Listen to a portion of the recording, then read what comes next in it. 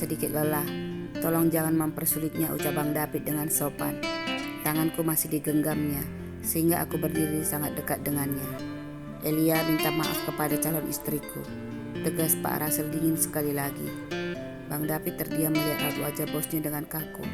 Tetapi dari kekuatan genggaman tangannya, aku merasa dia resah dan tidak senang. Nona Kanaya menatapku dengan lembut, tetapi senyum di bibirnya terlihat mengejek. Suara-suara berisik di sekitar kami teredam, seolah-olah semua orang menantiku melakukan perintah dari Pak Russell. Aku menghela napasku dengan berat. Rasa muak dan ingin berteriak untuk memaki Pak Russell membumbung tinggi di hati dan benakku. Tetapi bagaimana dengan Bang David? Aku tidak ingin dia dan bosnya memiliki kesalahpahaman jika aku tidak mengalah saat ini juga. Tenggorokanku tercekat. Ada banyak tamu yang melihat dan penasaran menunggu apa yang akan terjadi berikutnya. Aku harus bersabar, gumanku sesak dan berat. Maafkan saya Nona Kanaya, ucapku kaku, tetapi tidak melihat ke wajahnya. Kamu sepertinya tidak ikhlas, celutupnya. Aku terdiam. Apakah dia ingin mencari masalah? Pikirku mencoba menahan diri. Maafkan saya Nona Kanaya karena sudah menimbulkan kekacauan di pernikahan Nona dan Pak Russell, ucapku sekali lagi. Wajahnya tersenyum manis kepada Pak Russell, tetapi kata-katanya menyindirku. Sayang, kuharap kita terhindar dari orang-orang yang tidak tahu aturan seperti ini. Benar-benar pembawa sial, celupuknya nyaring, menyebabkan keheningan berubah menjadi suara-suara berisik yang memojokkanku. Ayo Bang David, kita pergi, ucapku pelan. Mataku mulai sedikit berkaca-kaca dan perasaan malu menyerangku.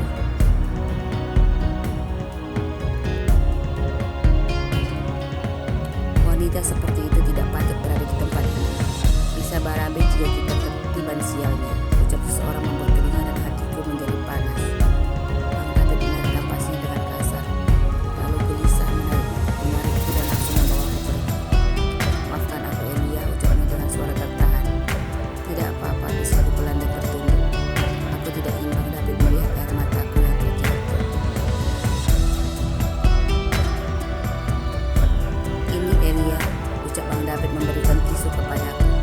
Hapus air matamu. Aku berjanji ini terakhir kalinya aku melihat situasi yang sudah memojokkanmu. Lain kali abang tidak akan membiarkannya lagi. Maafkan abangnya, ucapnya lembut. Tolong jangan memikirkan yang tidak penting. Pekerjaan dan sikapku di luar perusahaan tidak sepenuhnya harus menunduk kepada Pak Russell. Dan tidak perlu cemas tentangku. Kamu harus menjadi pribadimu sendiri. Jangan lemah karena memikirkan orang lain sehingga kamu jadi tertekan. Iya, ucapku pelan menganggukkan kepalaku. Sayang, kenapa kamu diam saja tadi? Lihat Pak Diego, dia sangat pintar bernyanyi, ucap Kanaya tersenyum menatap Diego di atas panggung di tengah kafe. Sayang, nanti kita bernyanyi bersama ya, pintanya dengan lembut. Iya, balasku datar. David terlihat marah tadi, pikirku, sehingga saat menarik Elia, dia sama sekali tidak meminta izin untuk pergi. Kenapa Kanaya sedikit egois saat ini? Pikirku sedikit kesal. Tadi agar tidak membuatnya malu, aku harus menekan Elia. Tatapan muak dan kebencian Elia tadi membuatku merasa tidak nyaman. David dan Elia, apakah mereka berpacaran? Pikirku aneh melihat keakraban keduanya. Istri, kenapa Elia mengatakan dia adalah istrinya David? Apakah benar mereka sudah jadian saat ini? Elia bisa dengan mudah beralih hati kepada pria baru yang ditemuinya setelah dia sakit hati. Wanita macam apa itu? Sebelumnya pernyataannya terlihat seperti seorang wanita murni yang berprinsip.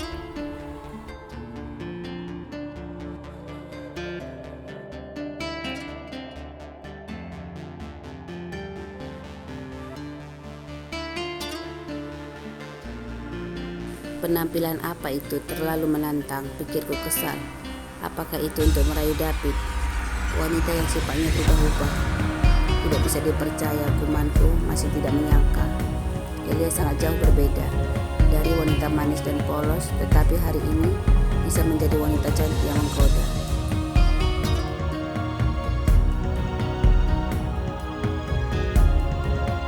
Kanaya, lain kali jangan melakukan hal seperti tadi. Supaya kamu tidak malu, dia menolak kata-katamu, maka aku menekannya, tetapi sikap David sangat jelas tadi menentang. Kuharap kamu bisa melihat situasi sebelum menegurnya, ucapku datar. Kenapa kamu membelanya, Russell? Ucap Kanaya tidak senang. Kamu pasti tertarik melihat kecantikannya kan? Tegur Kanaya cemburu. Kanaya, jangan berpikir yang tidak-tidak. Aku menegurmu demi kebaikanmu. Jika Elia tidak mengalah tadi, maka aku yang malu. Karena dia tidak menuntut apa-apa padaku setelah menabraknya. Dan dia sudah bersedia membuat pernyataan agar hubungan kita berjalan dengan baik. Tegasku menatapnya tajam.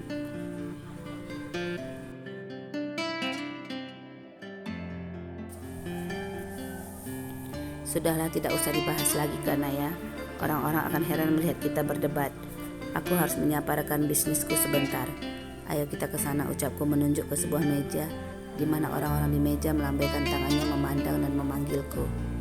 Kamu saja yang ke sana, aku ingin menyapa Diego, ucap Kanaya cemberut dan bergegas pergi dengan kesal.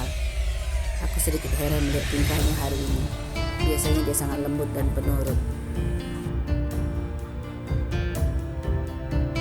Aku mengurungkan niatku bergabung ke meja dan pergi ke taman kosong di luar kafe.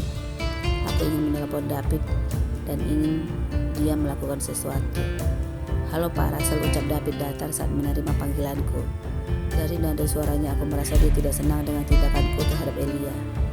David di mana? Panggilku ingin tahu. Masih di jalan pulang Pak, balas David dengan kaku. David, transfer uang 100 juta kepada Elia.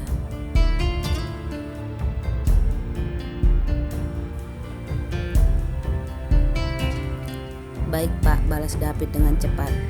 Aku merasa kata-katanya sedikit menggantung, tetapi aku menunggunya menyampaikan pesanku kepada Elia. Aku tidak langsung menutup panggilanku sehingga David sepertinya tahu maksudku. Aku mendengar David menyampaikannya kepada Elia. Elia, Pak Russell memintaku untuk segera mentransfer uang 100 juta kepadamu sebagai kompensasi kejadian barusan, ucap David dengan datar. 100 juta kompensasi. Imanku kaget mendengar perkataan Bang David. Pak Russell, dia benar-benar pria sombong. Dia sudah sangat menghinaku, pikirku marah dan tidak dapat menahan emosiku lagi. Berikan ponselnya, ketusku marah, membuat Bang David terpana kaget, tetapi langsung memberikannya padaku. Halo Pak Russell, seruku dengan keras. Tidak perlu berisik Elia, aku bisa mendengarmu, ucapku sedikit terkejut mendengar teriakannya. Dengarkan baik-baik, jangan terlalu sombong karena kamu kaya. Uangmu tidak bisa membayar apa yang sudah kamu perbuat padaku hari ini.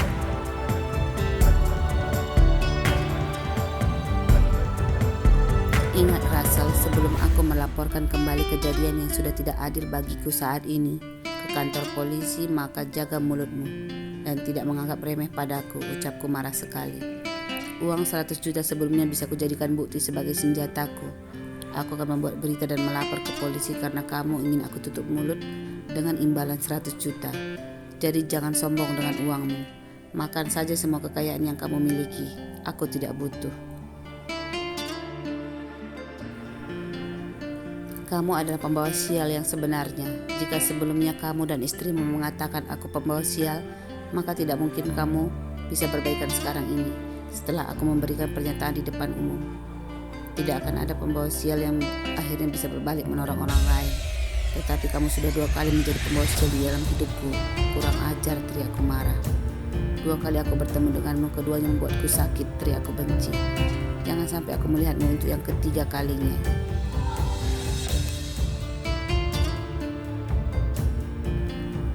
Jika tidak, aku akan mengutuk pernikahanmu dan kesombonganmu, teriakku ngos-ngosan. Dadaku berdebar-debar dan tanganku gemetar sehingga ponsel Bang David terjatuh. Aku menekan sesak di dadaku saking marahnya.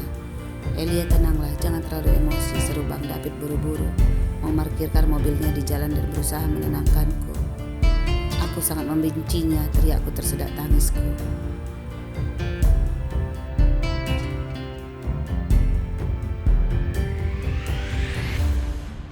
Dadaku bergetar mendengar tangisan dan kemarahan Elia saat ini. Aku benar-benar terpana sehingga aku tidak mampu menghentikan semua kemuakan dan kemarahannya saat mengumpat-ku. Makiannya membuatku kesal tiba-tiba. Tetapi tangisan kerasnya membuatku menyadari bahwa aku sudah sangat menekan dan menyakiti hatinya.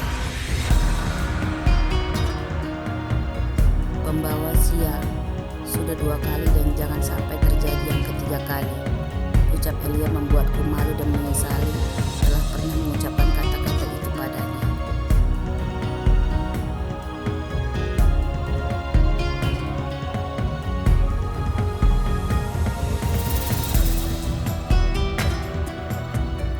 Sementara suasana hati yang lain, karena ia tidak bisa menerima teguran Russell dan merasa kesal mendengar nasihatnya atas nama wanita lain. Sedangkan Russell sendiri saat ini merasa bodoh dan menyesali tindakannya demi harga dirinya dan kekasihnya. Paginya saat aku terbangun, aroma wangi keju samar tercium olehku membuatku sedikit bingung. Pukul 9 pagi, Bang David pasti sudah berangkat bekerja. Lalu aroma masakan siapa ini, pikirku penasaran.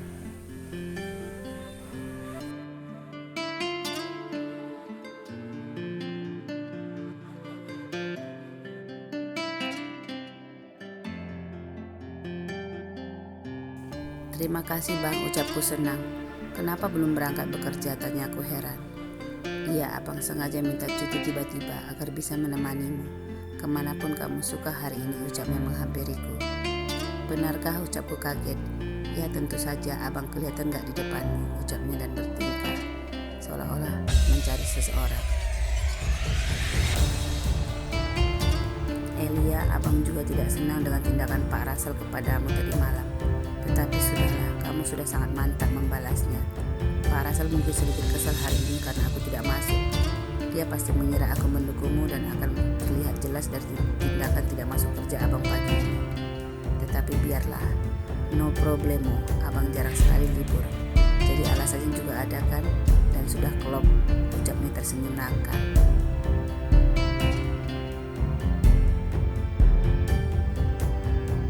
Tapi apa kata si PS itu? Ntar dia marah bagaimana? Tanyaku penasaran.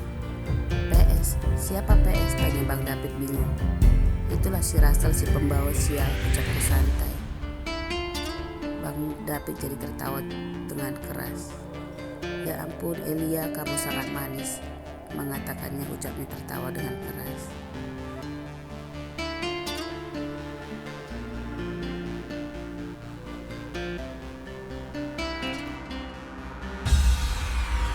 Alasan cuti hari ini murni karena istirahat yang sebelumnya tidak pernah cuti. Kami tertawa bersama memikirkan apa yang terjadi dengan Pak Russell hari ini. Elia, mari kita buat planning kita sekarang, ucap Bang David membuatku segera bersemangat. Lalu suasana di kantor durut pagi ini. David tiba-tiba cuti, pikirku kesal. Apa maksudnya? Kenapa tidak memberitahu sehari sebelumnya? Ini adalah laporan yang perlu diperiksa Pak dan tolong ditandatangani agar segera ditindaklanjuti. Dan jadwal kerja Bapak hari ini adalah ini, ucapnya lugas menginformasikan semua apa saja jadwalku hari ini. Terima kasih Ririn, nanti saya panggil kembali, ucapnya datar. Baik Pak Russell, ucapnya sopan dan segera berlalu.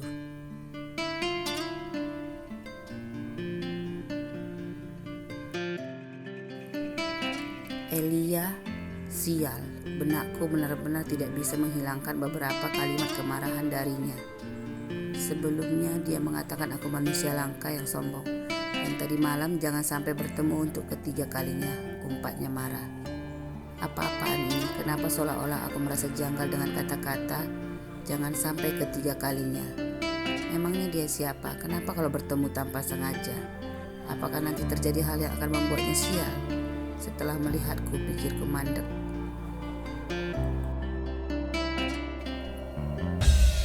Dan kalau benar terjadi kesian padanya, bagaimana? Pikirku sedikit resah dan bingung. Semalam aku tidak menduga jika Kanaya berani menegurnya di depan semua orang. Tetapi gara-gara itu, aku harus bertindak membelanya dan akhirnya merugikan Elia. Ketiga kalinya, ulangku gundah. Sebaiknya aku memang tidak perlu bertemu dengannya. Jika terjadi lagi, aku tidak berani membayangkan akibatnya padaku. Apakah ada wanita seperti itu di dunia ini? Benar-benar mengherankan. Tetapi David sangat dekat dengan Elia dan tidak terjadi apa-apa, pikirku bingung. Saat David membujuknya agar tidak menangis tadi malam, membuatku yakin jika David pasti membunuhnya dan meredakan tangisnya. Apa-apaan ini? Apa hubungannya denganku? Benakku jadi tambah kacau. Kenapa sepertinya aku terganggu? David adalah asistenku. Aku memerintahkannya untuk menjaga Elia dan mereka jadi dekat. Haruskah aku tidak senang? Pikirku gundah.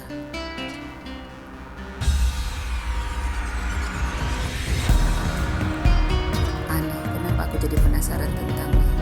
Aku segera memeriksa laporan di mejaku. Gara-gara cutinya si David, dialah penyebabnya aku mencoba mengalihkan pikiranku. Kalian datang. Bagaimana pestanya, ucap Anjali dengan ramah ketika kami singgah ke tempatnya. Bagus dan meriah, balas Bangdapit. Anjali, aku dan Elia sengaja mampir. Tadi kami jalan-jalan di mall dan berbelanja seragam kantor untuk kebutuhan Elia bekerja. Kami menerima informasi. Sungguh beruntung karena pas kami mencoba memeriksanya, kebetulan pemiliknya adalah pengacara kenalan Pak Rasa. Jadi dia menerima Elia bekerja di sana mulai besok, ujar Bangdapit menjelaskan. Aku tersenyum senang memandang Anjali dan ikut bersemangat. Wah, Elia selamat ya. Nanti kalau ada waktu luang, kamu mampir kemari. Biar kita bisa cerita-cerita. Berapa gajinya? Kalau kecil, mending di tempatku saja, celutut Anjali ceria. Kenapa kamu gak bilang perlu asisten, ucap Bangdapit heran. Kalau ramai konsumen, aku sangat kewalahan, disitulah aku memerlukannya. Tetapi jika mempunyai asisten seperti Elia cantiknya, kayaknya di pajangan aja juga cocok kok. Setiap konsumen yang datang ingin mencari baju atau model rias wajah, Elia bisa kujadikan contoh modelnya, ucap Anjali bersemangat. Oh tidak diizinkan, balas Bangdapit segera. Ujung-ujungnya nanti konsumen pria yang datang ke tempat ini pasti segera membawa lari gadis manisku.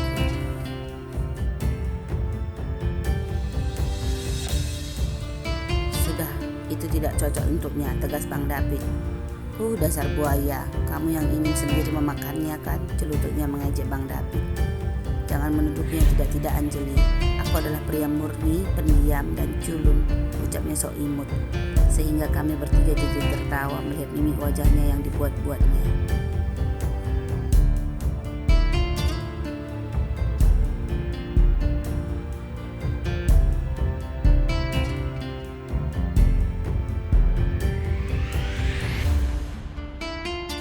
Kami menghabiskan waktu seharian di luar karena Anjali mengajak beberapa asisten wanita dan prianya untuk minum dan berkaraoke bersama kami di sebuah bar karaoke yang besar. Bangdapit tidak malu menari, bergoyang dan bernyanyi bersama Anjali sehingga semua yang ikut tertawa terpingkal-pingkal. Ayo Elia menari, panggil Bangdapit membuatku malu. Tidak mau, ucapku jengah melihat gaya menarinya yang intim bersama Anjali. Tetapi semuanya akhirnya bergiliran bernyanyi dan menari bersama.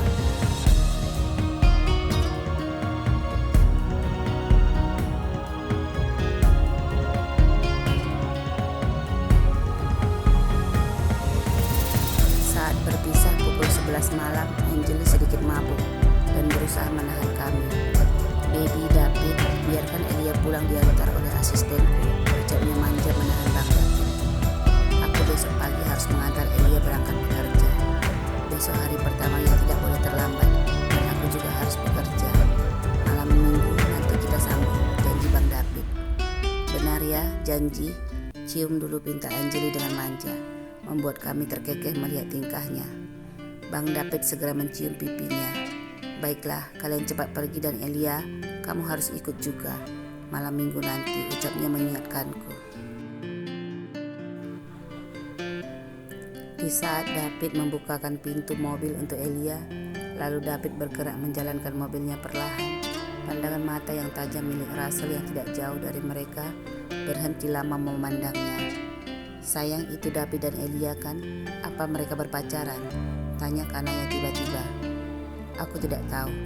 Ayo, aku akan mengantarmu pulang. Tidak perlu membahas mereka, ucapku sedikit kesal melihat Elia bersama David. Jadi tadi David cuti hanya untuk seharian bermain bersama Elia, pikirku kesal.